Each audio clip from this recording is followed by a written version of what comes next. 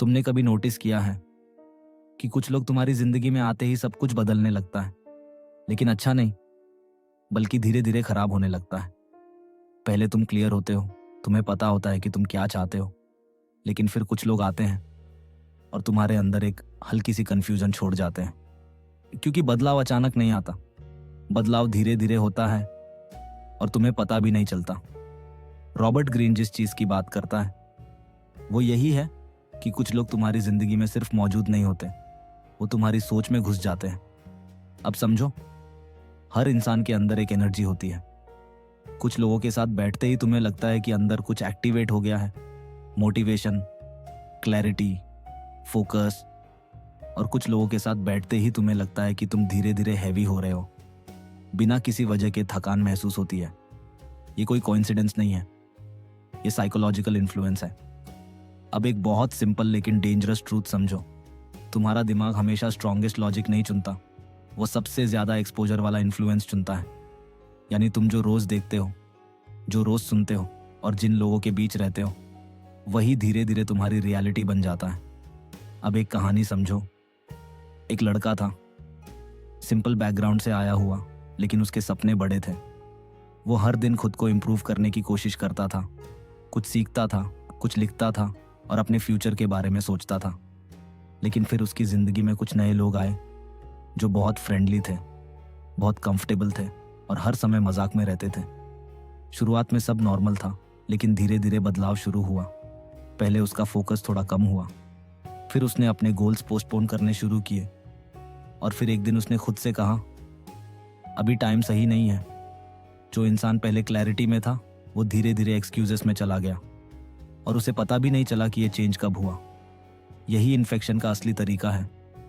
ये अचानक नहीं मारता, ये धीरे धीरे तुम्हें बदल देता है। अब एक और गहरी बात समझो, जो लोग खुद डायरेक्शनलेस होते हैं वो अक्सर दूसरों की डायरेक्शन भी डिस्टर्ब करते हैं।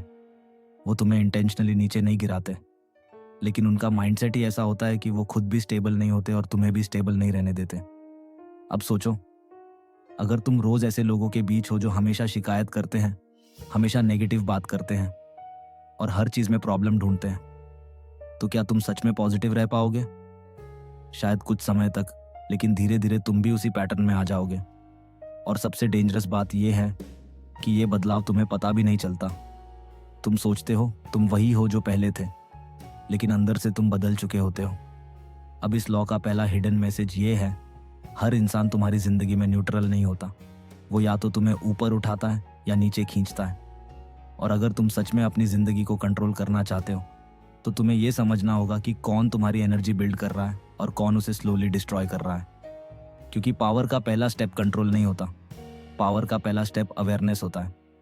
पार्ट 2, तुम सोचो, अगर कोई इंसान हर वक्त शिकायत करता है, हर चीज में नेगेटिविटी देखता है और हर सिचुएशन में खुद को विक्टिम साबित करता है, तो क्या वो सिर्फ खुद तक सीमित रहता है? नहीं, वो धीरे धीरे तुम्हारी सोच में घुसने लगता है। पहले तुम्हें उसकी बातें थोड़ी सही लगती हैं, हाँ यार सही तो बोल रहा है। फिर तुम भी कंप्लेन करना शुरू करते हो, हाँ यार सच में लाइफ टफ है। और फिर एक दिन आता है जब तुम बिना वजह खुश होना भी बंद कर देते हो। यही इन्फेक्शन का असली तरीका है। ये अचानक नहीं होता, ये धीरे धीरे होता है, बिना नॉइज के, बिना वार्निंग के। रॉबर्ट ग्रीन जिस चीज की बात करता है वो यही है कि कुछ लोग तुम्हारी एनर्जी को डायरेक्टली अटैक नहीं करते, वो सिर्फ तुम्हारे आसपास रहते हैं और तुम्हें बदलते चले जाते हैं। अब ध्यान से समझो, दुनिया में हर इंसान की एक एनर्जी होती है। कुछ लोग ऐसे होते हैं जिनके पास जाते ही तुम मोटिवेटेड महसूस करते हो, जैसे अंदर कुछ जाग गया हो। और कुछ लोग ऐसे होते हैं जिनसे बात करके ही तुम थक जाते हो, जैसे किसी ने तुम्हारी पावर ड्रेन कर दी हो। सबसे डेंजरस लोग वही होते हैं जो तुम्हें धीरे धीरे नीचे खींचते हैं और तुम्हें पता भी नहीं चलता। एक और सच्ची बात समझो, जो लोग खुद अपने लाइफ में डायरेक्शन नहीं रखते वो अक्सर दूसरों की लाइफ में कंफ्यूजन पैदा करते हैं। वो कभी कहते हैं ये मत कर, कभी कहते हैं ये तो इम्पॉसिबल है, कभी कहते हैं लोग क्या सोचेंगे। और अगर तुम ध्यान नहीं दोगे तो तुम उनकी आवाज़ को अपनी अंदर की आवाज़ बना लोगे। अब एक सिंपल सा सवाल है, क्या तुमने कभी नोटिस किया है कि कुछ लोगों के साथ रहने के बाद तुम्हारे ड्रीम्स छोटे लगने लगते हैं? जो चीज़ पहले पॉसिबल लगती थी वो सडनली अनरियलिस्टिक लगने लगती है। ये कोई कोइंसिडेंस नहीं है, ये साइकोलॉजिकल कॉन्टेमिनेशन है। और सबसे खतरनाक बात यह है कि ये लोग हमेशा बुरे नहीं लगते। कुछ लोग बहुत फ्रेंडली होते हैं, बहुत क्लोज होते हैं, और यही सबसे बड़ा ट्रैप होता है, क्योंकि हम सोचते हैं कि ये तो अपना है, इससे क्या खतरा होगा। लेकिन पावर की दुनिया में रिलेशनशिप नहीं देखा जाता, इम्पैक्ट देखा जाता है। अब एक और गहरी बात समझो, हर इंसान तुम्हारी लाइफ में 2 रोल्स निभा सकता है। या तो वो तुम्हें ऊपर उठाएगा या धीरे धीरे नीचे खींचेगा। बीच में कोई पोजीशन नहीं होती।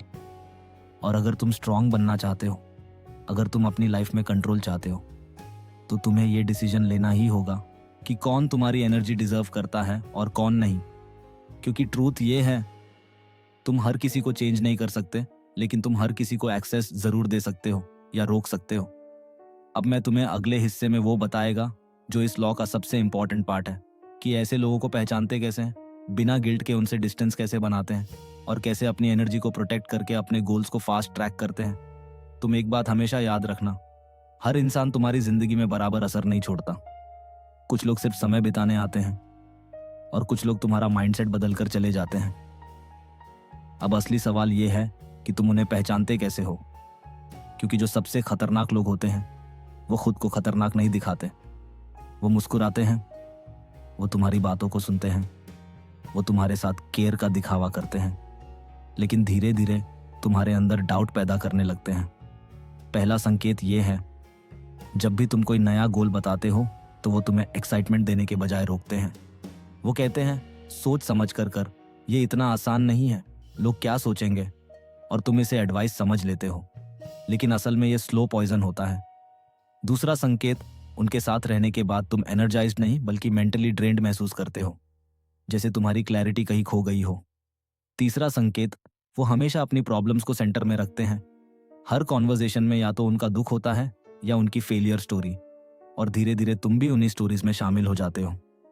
अब ध्यान दो, ये लोग जानबूझकर तुम्हें गिराने की कोशिश नहीं करते, लेकिन उनका माइंडसेट ही ऐसा होता है कि वो खुद भी नहीं उठते और दूसरों को भी नीचे खींच लेते हैं। और सबसे बड़ा ट्रैप क्या है, हम सोचते हैं कि मैं स्ट्रांग हूं, मुझ पर असर नहीं होगा, लेकिन रियलिटी ये है, तुम अकेले स्ट्रांग नहीं होते, तुम्हारा एनवायरनमेंट तुम्हें स्ट्रांग या वीक बनाता है। अब एक सिंपल लेकिन पावरफुल बात समझो, अगर तुम एक साफ पानी के ग्लास में थोड़ा सा गंदा पानी डाल दो तो पूरा पानी बदल जाता है। साफ पानी गंदगी को रोक नहीं पाता। यही ह्यूमन साइकोलॉजी है। अब तुम सोचोगे, तो क्या सॉल्यूशन है? क्या सब लोगों से दूर हो जाना चाहिए? नहीं, पावर का मतलब आइसोलेशन नहीं होता, पावर का मतलब सिलेक्शन होता है। तुम्हें हर किसी को हटाना नहीं है, तुम्हें सिर्फ ये डिसाइड करना है कि कौन तुम्हारी एनर्जी डिजर्व करता है और कौन नहीं।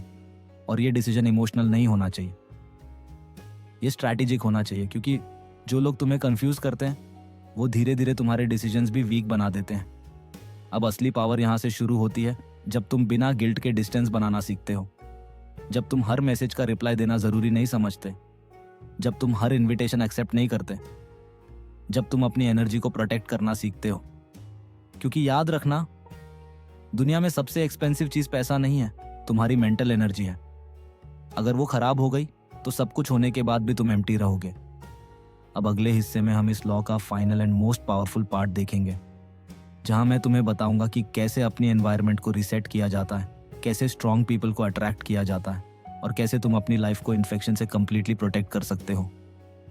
अब तुम इस पूरे नियम का सबसे प्रैक्टिकल और पावरफुल हिस्सा समझने वाले हो, क्योंकि सिर्फ यह जान लेना कि कौन लोग तुम्हें नीचे खींचते हैं काफी नहीं है। असली बदलाव तब आता है जब तुम अपनी जिंदगी का एनवायरनमेंट कॉन्शियसली डिजाइन करते हो। देखो, एक बात हमेशा सच रहती है, तुम्हारी जिंदगी तुम्हारी सोच से ज्यादा तुम्हारे आसपास के लोगों से बनती है। अगर तुम्हारा सर्कल वीक है तो तुम्हारी सोच भी धीरे धीरे वीक हो जाएगी। अगर तुम्हारा सर्कल कंफ्यूज्ड है तो तुम भी कंफ्यूज्ड हो जाओगे। और अगर तुम्हारा सर्कल फोकस्ड और एम्बिशियस है तो तुम्हारी एनर्जी अपने आप उठने लगती है। अब यहाँ एक बहुत इंपॉर्टेंट टर्निंग पॉइंट आता है। तुम किसी को बदल नहीं सकते, लेकिन तुम अपने आसपास के लोगों को सिलेक्ट जरूर कर सकते हो, और सिलेक्शन ही पावर है। अब सवाल यह है कि ऐसे लोग जो तुम्हारी एनर्जी ड्रेन करते हैं, उनके साथ क्या किया जाए। यहाँ गलती लोग 2 तरह से करते हैं। पहली गलती, पूरी तरह लड़ाई कर लेते हैं और रिलेशनशिप खराब कर देते हैं। दूसरी गलती, गिल्ट में फंसकर वही टॉक्सिक कनेक्शन बनाए रखते हैं लेकिन पावर स्ट्रैटेजी इन दोनों के बीच में होती है। धीरे धीरे डिस्टेंस, ना ड्रामा ना एक्सप्लेनेशन, बस नेचुरल विड्रॉवल। तुम कम रिस्पॉन्ड करने लगते हो, तुम कम अवेलेबल हो जाते हो, तुम अपनी एनर्जी को धीरे धीरे अपने गोल्स की तरफ शिफ्ट कर देते हो। और जो लोग सच में इंपॉर्टेंट होते हैं वो एडजस्ट कर लेते हैं, और जो सिर्फ तुम्हें ड्रेन करते थे वो खुद दूर हो जाते हैं। अब एक और डीप बात समझो, जब तुम अपनी एनर्जी प्रोटेक्ट करना शुरू करते हो तो शुरुआत में तुम्हें गिल्ट फील होगा। तुम सोचोगे मैं ऐसा क्यों कर रहा हूँ, लेकिन ये गिल्ट असल में तुम्हारा पुराना कंडीशनिंग होता है जो तुम्हें हर किसी के लिए अवेलेबल रखना चाहता है। लेकिन याद रखो, हर किसी के लिए अवेलेबल रहना काइंडनेस नहीं है, ये सेल्फ निग्लेक्ट है। अब जरा इमेजिन करो, अगर एक फ़ोन बार बार चार्ज पर लगा रहे और फिर भी उसे लगातार हैवी ऐप्स पर चलाते रहो तो बैटरी क्या होगी, वो जल्दी खराब हो जाएगी। इंसान भी ऐसा ही है। अगर तुम हर किसी की नेगेटिविटी, प्रॉब्लम्स और कन्फ्यूजन को अब्जॉर्ब करते रहोगे तो तुम्हारी मेंटल बैटरी खत्म हो जाएगी। अब इस लॉ का सबसे पावरफुल पार्ट ये है, तुम्हें अपनी ज़िंदगी में फिल्टर्स लगाने होंगे। Filter for conversations, filter for relationships, filter for environment, filter for thoughts. और जब ये फिल्टर स्ट्रांग हो जाते हैं तो तुम्हारी ज़िंदगी ऑटोमेटिकली चेंज होने लगती है। अब तुम्हें किसी मोटिवेशनल स्पीच की ज़रूरत नहीं पड़ती, क्योंकि तुम्हारा एनवायरनमेंट ही तुम्हें मोटिवेटेड रखता है। अब आखिरी बात समझो, पावर कभी भी नॉइज से नहीं आती, पावर हमेशा क्लैरिटी और कंट्रोल से आती है। और जो इंसान अपनी एनर्जी को कंट्रोल करना सीख जाता है वो अपनी पूरी लाइफ को कंट्रोल करना सीख जाता है। तो इस लॉ का एसेंस सिर्फ इतना है, हर उस चीज़ से दूरी बनाओ जो तुम्हें कमज़ोर बनाती है, और हर उस चीज़ को पास लाओ जो तुम्हें स्ट्रांग बनाती है। क्योंकि अंत में तुम वही बनते हो जिसके बीच में तुम रहते हो। और अगर तुम सही एनवायरनमेंट चुन लेते हो तो तुम्हें सक्सेस के पीछे भागना नहीं पड़ता, सक्सेस खुद तुम्हारे पास आने लगती है।